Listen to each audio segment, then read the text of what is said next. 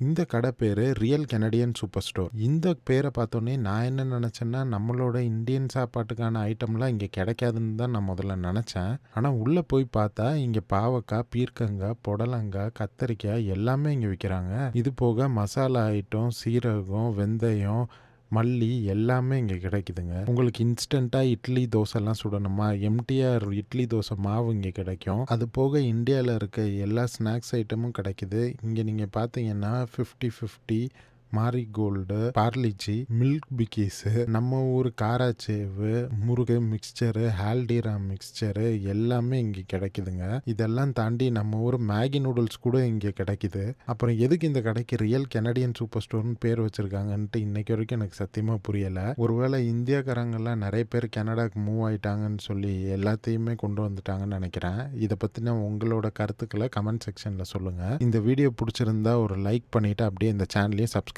பண்ணுங்க. இதை மாதிரி இன்னொரு வீடியோவில் நம்ம மீட் பண்ணலாம்.